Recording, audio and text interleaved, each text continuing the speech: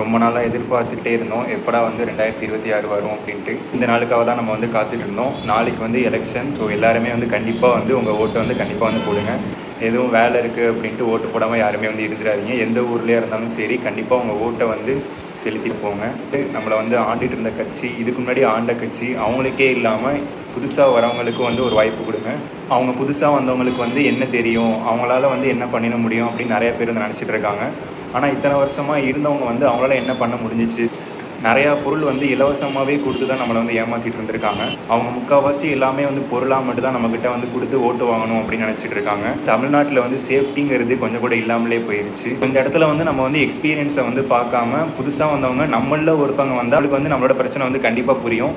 இதுக்கு முன்னாடி இருந்தவங்க 5 வருஷத்துக்கு முன்னாடி வந்து எப்படி வந்து ஓட்டு கேட்டாங்களோ அதே மாதிரி தான் திருப்பி இப்போ வந்து 5 வருஷத்துக்கு அப்புறமா வந்து ஓட்டு கேட்டுட்டு இருக்காங்க. உங்கள் வீட்டில் வந்து நிறைய பேர் வந்து இது மாதிரி இருப்பாங்க. நாங்கள் வந்து பரம்பரையாக வந்து இந்த கட்சிக்கு தான் நாங்கள் ஓட்டு போட்டிருந்தோம், எங்கள் தாத்தா காலத்துலேருந்து எங்கள் அப்பா காலத்துலேருந்து அப்படிலாம் நிறைய பேர் இருப்பாங்க. அது மாதிரி போடுறது ரொம்பவே தப்பு. இப்போ வந்து புதுசாக வந்திருக்கிறவங்க அவங்க என்ன பண்ண போகிறாங்க அப்படிங்கிறத வந்து கொஞ்சம் யோசித்து நீங்கள் வந்து ஓட் பண்ணுங்கள். ஸோ திருப்பி இந்த வாய்ப்பு வந்து உங்களுக்கு 5 வருஷம் கழித்து தான் வரும். இதையும் நம்ம வந்து தவற விட்டுட்டோம் அப்படின்ட்டு யோசித்து எந்த பிரச்சனையுமே கிடையாது. உங்கள் தொகுதியில் வந்து யார் வந்து உங்களுக்காக நிற்கிறாங்க அப்படிங்கிறதையும் ஃபஸ்ட்டு வந்து பாருங்கள். அவங்களுக்கு வந்து ஓட் பண்ணுங்கள். உங்கள் வீட்டில் உள்ள அப்பா, மாமா, சித்தப்பா, சித்தி, பெரியம்மா யாரெல்லாம் இருக்காங்களோ, இல்லை பாட்டி, தாத்தா யாராக இருந்தாலும் சரி, அவங்கள்ட்ட வந்து நீங்கள் வந்து எடுத்து சொல்லுங்கள். ஸோ இது மாதிரி வந்து புதுசாக வரவங்களுக்கு வந்து ஒரு வாய்ப்பு கொடுங்க.